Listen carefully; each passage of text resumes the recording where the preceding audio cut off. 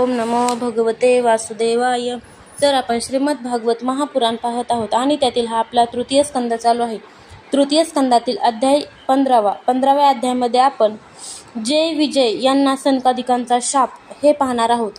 मैत्रेय म्हणाले, विदुरा, आपल्या पुत्रांपासून देवांना कष्ट होईल या शंकेने दितीने दुसऱ्यांच्या तेजाचा नाश करणारे कश्यपांचे ते तेज 100 वर्षपर्यंत आपल्या उदरात ठेवले. त्या गर्भस्थ तेजामुळे सुद्धा जगातील सूर्यदिकांना प्रकाशहीन होऊ लागला. तसेच इंद्रादी लोकपालही तेजोहीन झाले. तेव्हा ब्रह्मदेवाकडे जाऊन ते म्हणाले की सर्व दिशा अंधारमय झाल्यामुळे सगळीकडे गोंधळ माजला आहे. देव म्हणाले, भगवन, आपल्या ज्ञानशक्तीला काळ कुंठित करू शकत नाही, म्हणून कोणतीच गोष्ट आपल्यापासून लपून राहत नाही. या अंधाराविषयी आपण जाणत असालच. आम्ही तर यामुळे फारच भयभीत झालो आहोत. देवादिदेवा, आपण जगाची रचना करणारे आणि सर्व लोकपालांचे मुकुटमणी आहात. आपण लहान मोठ्या सर्व जीवांचे भाव जाणत आहात. देवा, आपण विज्ञानाच्या बळाने संपन्न आहात. आपण मायेनेच हे रूप आणि रजोगुण यांचा स्वीकार केला आहे. आपल्या उत्पत्तीचे कारण कोणालाही माहीत नाही. आपणास नमस्कार असो. आपल्यामध्ये सर्व जग सामावले आहे. हे कारण रूप विश्व आपले शरीर आहे, परंतु आपण याच्याही पलीकडे आहात. सर्व जीवांचे उत्पत्तीस्थान अशा आपले जे अनन्य भावाने ध्यान करतात ते आपल्या कृपा कटाक्षाने कृतकृत्य होतात. तसेच प्राण, इंद्रिय आणि मनाला त्यांनी जिंकलेले असल्याने त्यांचा योगही परिपक्व झालेला असतो. अशा सिद्धांचा कोणापासूनही पराभव होत नाही. दोराने बांधलेल्या बैलाप्रमाणे आपल्या वेदवाणीने बद्ध असलेली सर्व प्रजा आपल्या अधीन राहून नियमपूर्वक कर्मानुष्ठान करून आपली पूजा करते. या सर्वांचे प्राणरूप अशा आपणास नमस्कार असो. हे भूमन, या अंधारामुळे दिवस आणि रात्र कळेनासे झाले आहेत, म्हणून लोकांची सर्व कर्मे थांबली आहेत. त्यामुळे ते दुःखी झाले आहेत. त्यांचे कल्याण करा आणि शरण आलेल्या आमच्याकडे अपार दया दृष्टीने पहा. देवा, इंधनात पडल्यामुळे ज्याप्रमाणे आग वाढतच जाते, त्याचप्रमाणे कश्यपांच्या वीर्याने स्थापित झालेला हा दितीचा गर्भ सर्व दिशा अंधारमय करीत वाढत चालला आहे. मैत्रेय म्हणाले, महाभाहो, देवांची प्रार्थना ऐकून भगवान ब्रह्मदेव हसले आणि आपल्या मधुर वाणीने त्यांना आनंदित करीत म्हणाले. श्री ब्रह्मदेव म्हणाले, देवांनो, तुमचे पूर्वज असलेले माझे मानसपुत्र सनकादिक लोकांबद्दलच्या आसक्तीचा त्याग करून सर्व लोकांमध्ये आकाशमार्गाने भ्रमण करीत असत. एकदा ते शुद्ध सत्वमय भगवान विष्णूंच्या सर्व लोकांना वंदनीय असलेल्या वैकुंठ लोकात गेले. जे निष्काम धर्माने श्रीहरींची आराधना करतात ते लोक विष्णुरूप होऊन तेथे राहतात. तेथे वेदांताने वर्णन केलेले भगवान आदिनारायण आम्हा भक्तांना सुख देण्यासाठी शुद्ध सत्वमय स्वरूप धारण करून राहतात. त्या लोकात निःश्रेयस नावाचे एक वन आहे, जे मूर्तिमान कैवल्य आहे असे वाटते. सर्व प्रकारच्या कामना पूर्ण करणाऱ्या वृक्षांनी ते सुशोभित असूनही नेहमीच 6ही ऋतूंच्या शोभेने संपन्न असते. तेथे विमानातून भ्रमण करणारे पार्षद आपल्या स्त्रियांसह आपल्या प्रभूंच्या लोकांचे पाप नाहीसे करणाऱ्या पवित्र लीलांचे गायन करीत असतात. त्यावेळी सरोवरात उमललेल्या वसंत ऋतूतील माधवी वेलीचा मकरंद पूर्ण सुगंध त्यांच्या चित्ताला आपल्याकडे आकर्षित करतो, परंतु ते त्यांच्याकडे लक्ष न देता तो सुगंध आणणाऱ्या वायूलाच दोष देतात. ज्यावेळी ब्रह्मराज उच्च स्वरात गुंजारव करीत जणू हरिकथेचे गायन करतात, त्यावेळी थोड्या काळासाठी कबूतर, कोकिळा, सारस, चकवा, चातक, हंस, पोपट, होला, पक्षी आणि मोर यांचा कलकलाट बंद होतो. श्रीहरी तुळशीपत्रांनी आपले शरीर भूषवितात आणि तुळशीच्या सुगंधातच अधिक आदर करतात. हे पाहून तेथील मंदार, कुंद, तिलक, रात्री उमलणारे कमळ, अर्ण, पुन्नाग, नागकेशर, बकुळ, दिवसा उमलणारे कमळ आणि पारिजातक ही फुले सुगंधी असून सुद्धा तुळशीच्या तपाचीही प्रशंसा करतात. तो लोक वैडूर्य, मरकतमणी आणि सुवर्णांच्या विमानांनी भरलेला आहे. केवळ श्रीहरींच्या चरणांना वंदन करूनच हे सर्व प्राप्त होते. त्या विमानात बसलेल्या भगवत भक्तांच्या चित्तात मोठे नितंब असणाऱ्या स्त्रियांसुद्धा मंद हास्य आणि हावभावांनी कामविकार उत्पन्न करू शकत नाहीत. जिची कृपा प्राप्त करण्यासाठी देवगणसुद्धा प्रयत्नशील असतात, ती परम सौंदर्यशालिनी लक्ष्मी आपला चंचलपणाचा दोष टाकून देऊन श्रीहरींच्या भावनांमध्ये राहते. ज्यावेळी ती आपल्या चरणकमलातील नृपुरांचा झंकार करीत आपल्या हातातील लीला कमल फिरविते, त्यावेळी त्या सुवर्ण महालाच्या स्फटिकयुक्त भिंतीवर तिचे प्रतिबिंब पडल्यानंतर असे वाटते की ती त्या भिंती जणू कमळाने साफ करीत आहे. जेव्हा ती दासींना आपल्याबरोबर घेऊन आपल्या क्रीडांगणामध्ये तुलसी दलाने भगवंतांचे पूजन करते, तेव्हा तेथील स्वच्छ पाण्याने भरलेल्या व पोवळ्यांचे घाट असलेल्या सरोवरात आपले सुंदर केशपाश आणि उभार नासिकेने शोभणारे मुख पाहून याचे भगवंतांनी कौतुक केले होते याची तिला आठवण होते. जे लोक भगवंतांच्या पापहरण करणाऱ्या लीलाकथांना सोडून बुद्धी नष्ट करणाऱ्या अर्थ आणि कामासंबंधी अन्य निंद्य कथा ऐकतात, ते त्या वैकुंठ लोकात जाऊ शकत नाहीत. अरे रे, जेव्हा हे अभागी लोक अशा असार गोष्टी ऐकतात, तेव्हा त्या कथा त्यांना कोणी त्राता नसलेल्या घोर नरकात टाकतात. अहो, आम्ही देवसुद्धा या मनुष्य योनीची इच्छा करतो, कारण यातच तत्वज्ञान आणि धर्माची प्राप्ती होऊ शकते. अशी मनुष्य योनी मिळूनही जे लोक भगवंतांनी आराधना करीत नाहीत, ते वास्तविक त्यांच्याच सर्व व्याप्त असलेल्या मायेनेच मोहित झालेले असतात. देवाधिदेव श्रीहरींचे निरंतर चिंतन केल्यामुळे ज्यांच्यापासून यमराज दूर राहतात, आपापसातील प्रभूंच्या सुयशाची कथा ऐकून प्रेमाने विव्हळ होऊन त्यांच्या डोळ्यातून अखंड अश्रुधारा वाहतात आणि शरीरावर रोमांच उभे राहतात, तसेच ज्यांच्या स्वभावाची आम्ही इच्छा करतो, असे परम भगवतच आपल्या लोकांच्या वर असलेल्या त्या वैकुंठ धामात जातात. जेव्हा सनकादी मुनी विश्वगुरु श्रीहरींचे निवासस्थान त्रिलोक्याला वंदनीय आणि श्रेष्ठ लोकांच्या अलौकिक विमानांनी विभूषित अशा त्या परमदिव्य आणि अद्भुत वैकुंठाला आपल्या योगमाये बलाने पोहोचले, तेव्हा त्यांना अतिशय आनंद झाला. भगवत दर्शनाच्या लालसेने अन्य दर्शनीय वस्तूंची उपेक्षा करीत वैकुंठ धामाचे 6 तटांचे दरवाजे ओलांडून जेव्हा ते 7व्या दरवाजाजवळ पोहोचले, तेव्हा तेथे त्यांना हातात गदा असलेले एकाच वयाचे 2 देव दृष्टीस पडले. ते बाजूबंद, कुंडले, किरीट इत्यादी अनेक मौल्यवान दागिन्यांनी विभूषित झालेले होते. त्यांच्या 4 श्यामवर्ण भुजांमध्ये भोवती भुंगे गुंजारो करीत असलेली वनमाला शोभून दिसत होती. चढवलेल्या भुवया, फुरफुरणारे नाक आणि लालसर डोळ्यामुळे त्यांच्या चेहऱ्यावर काहीसा रागीट भाव दिसत होता. ते अशा रीतीने पाहत असून सुद्धा ते मुनी काहीही न विचारता ज्याप्रमाणे सुवर्ण आणि वज्रमय असे पहिले 6 दरवाजे ओलांडून ते आले होते, त्याचप्रमाणे याही दारातून आत गेले. समान दृष्टीने ते सगळीकडे पाहत होते, त्यामुळे निशंक मनाने सगळीकडे ते जात होते. ते 4ही कुमार पूर्ण तत्वज्ञानी होते. तसेच ब्रह्मदेवाच्या सृष्टीमध्ये वयाने सर्वात ज्येष्ठ असूनही 5 वर्षाच्या बालकासारखे दिसत होते आणि त्यांची दिगंबर अवस्था होती.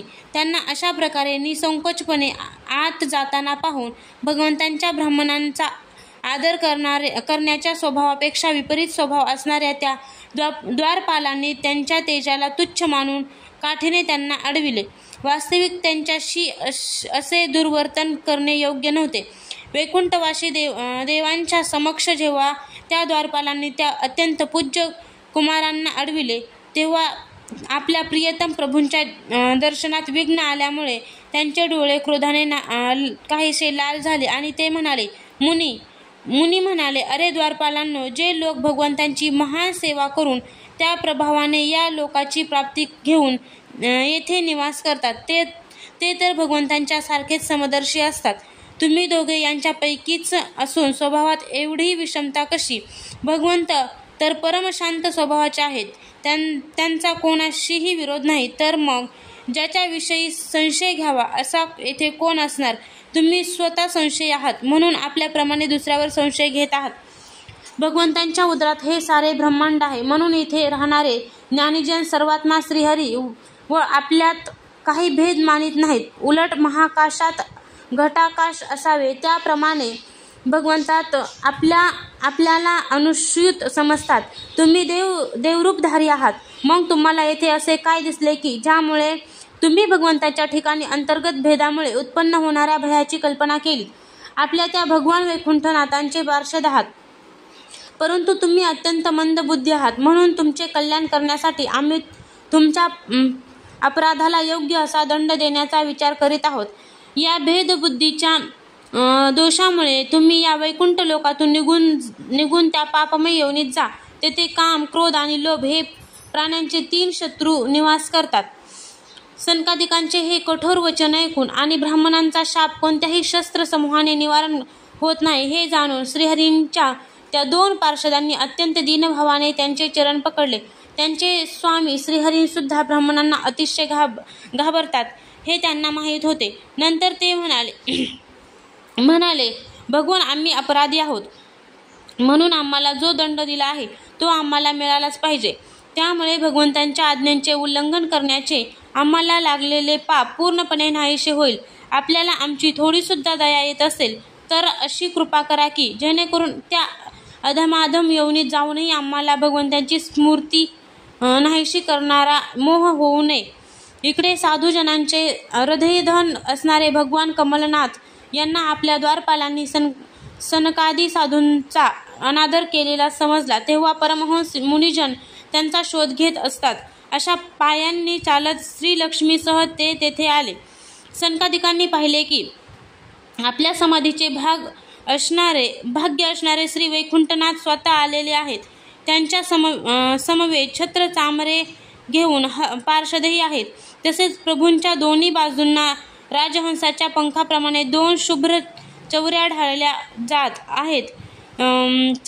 चवऱ्यांच्या थंडगार वायूने त्या शुभ्र छत्रावर लावलेली मोत्यांची झालर अशी हालत आहे की जणू चंद्राच्या किरणातून अमृताचे थेंब झिरपत आहेत. प्रभू सर्व सद्गुणांचे आश्रय आहेत. त्यांची मुद्रा पाहून असे वाटते की ते सर्वांवर कृपेचा वर्षाव करीत आहेत. आपल्या स्नेहमय दृष्टीने ते भक्तांच्या हृदयाला स्पर्श करीत होते आणि त्यांच्या विशाल श्यामवर्ण वक्षस्थळावर जी लक्ष्मी विराजमान झाली होती तिच्या शोभेने ते समस्त दिव्य लोकांचा चूडामणी असलेल्या वैकुंठधामाला सुशोभित करीत होते. त्यांच्या पितांबर मंडित विशाल नितंबावर झगमगणारी मेखला आणि गळ्यात भ्रमरांनी वेढलेली मनमाला विराजमान झाली होती. तसेच कलाकुसर युक्त कडे असलेला एक हात त्यांनी गरुडाच्या खांद्यावर ठेवला होता, तर दुसऱ्या हाताने ते कमलपुष्प फिरवित होते. त्यांचे सुंदर गाल विजेच्या प्रभेला लाजविणाऱ्या मकराकृती कुंडलांनी शोभा वाढवित होते. उत्तुंग नाशिका असलेले मोहक मुख होते. मस्तकावर रत्नजडित मुकुट होता. तसेच 4 हातांच्या मध्ये महामूल्यवान हार आणि गळ्यामध्ये कौस्तुभमणी विराजत होता. भगवंताचे स्वरूप अत्यंत सौंदर्यशाली होते. त्यांना पाहून भक्तांच्या मनात येत असे की यांच्या समोर लक्ष्मीचा सौंदर्याभिमानही गळून पडला आहे. ब्रह्मदेव म्हणाले, देव हो, अशा प्रकारे माझ्यासाठी, महादेवांसाठी आणि तुमच्यासाठी परमसुंदर रूप धारण करणाऱ्या श्रीहरींना पाहून सनकादी मुनींनी त्यांना नमस्कार केला. ते त्यांचे अद्भुत रूप पाहता त्यांच्या नेत्रांची तृप्तीच होत नव्हती. सनकादी मुनीश्वर नेहमी ब्रह्मनादात निमग्न राहत असत, परंतु ज्यावेळी भगवान कमलनयनांच्या चरणकमलातील मकरंदात मिसळलेला तुलसी मंजिरीच्या सुवासिनी वायूंचे नाकातून त्यांच्या अंतःकरणात प्रवेश केला, त्यावेळी भक्तीच्या आवेगाने ते आपले शरीर सांभाळू शकले नाही आणि त्यांची मनेही विचलित झाली. भगवंतांचे मुख नील कमळासारखे होते. अतिशय सुंदर ओठ आणि कुंदक कळीसारखे मनोहर हास्य यामुळे त्यांची शोभा आणखीनच वाढली होती. ते पाहून ते कृतकृत्य झाले. पुन्हा पद्यरागासारख्या लाल नखांनी सुशोभित असे त्यांचे चरण कमल पाहून ते त्यांचे ध्यान करू लागले. यानंतर ते मुनी अन्य साधनांनी सिद्ध न होणाऱ्या स्वाभाविक अष्टसिद्धीची संपन्नता अशा श्रीहरींची स्तुती करू लागले. जे भगवान योग मार्गाने मोक्षपदाला जाऊ इच्छिणाऱ्या पुरुषांच्या ध्यानाचा विषय होणारे अत्यंत आदरणीय आणि दयानंदन वाढविणारे पुरुष रूप प्रकट करतात. सनकादी मुनी म्हणाले, हे अनंता, जरी आपण अंतर्यामी रूपाने अशुद्ध चित्त असणाऱ्या पुरुषांच्या हृदयामध्ये असता तरी सुद्धा त्यांना कधीच दिसत नाही. प्रभो, ज्यावेळी आपल्यापासून उत्पन्न झालेल्या आपल्या पित्याने ब्रह्मदेवांनी आपले रहस्य वर्णन केले होते, त्याचप्रमाणे कानाद्वारे आपल्या बुद्धीत आपण विराजमान झाला होता, परंतु प्रत्यक्ष दर्शनात मात्र आम्हाला आजच झाले आहे. भगवान, आपल्याला आम्ही साक्षात परमात्म तत्व म्हणूनच जाणतो. यावेळी आपण विशुद्ध सत्वमय शरीराने आपल्या या भक्तांना आनंदित करणाऱ्या आसक्ती आणि अहंकाराने मुक्त असे मुनिजन आपल्या कृपादृष्टीने प्राप्त झालेल्या सदृढ भक्ती योगाने आपल्या या रूपाला हृदयात पाठवतात. हे प्रभो, आपले सुयश अत्यंत कीर्तनीय आणि सांसारिक दुःखाची निवृत्ती करणारे आहे. आपल्या चरणांशी शरण आलेले जे महाभाग आपल्या कथेचे रसिक आहेत, ते आपल्याला आत्यंतिक प्रसाद जो मोक्ष त्याचीही पर्वा करीत नाहीत, तर मग त्यांना आपली थोडीसुद्धा वक्र दृष्टी भयभीत करते. त्या इंद्रपद इत्यादी अन्य भोगांची काय कथा. भगवान, जर आपले चित्त भ्रमराप्रमाणे आपण आपल्या चरण कमलांशीच रममान होईल, आमची वाणी तुळशीप्रमाणे आपल्या चरणकमलांच्या मुळे सुशोभित होईल आणि आमचे कान आपल्या सुयशरूप अमृताने परिपक्व होतील, तर आपल्या पापांमुळे खुशाल आपला जन्म नरकादी योनीत होऊ दे, त्याची आम्हाला चिंता नाही. हे विपुल कीर्ती प्रभो, आपण आमच्याप्रमाणे हे जे मनोहर रूप प्रकट केले आहे, त्यामुळे आमच्या डोळ्यांना अत्यंत सुख प्राप्त झाले आहे. विषयासक्त अजितेंद्रिय पुरुषांना हे रूप दिसणे अत्यंत कठीण आहे. आपण साक्षात भगवान आमच्या डोळ्यांसमोर प्रकट झालेले आहात. आम्ही आपणास प्रणाम करीत आहोत. अध्याय 15 समाप्त.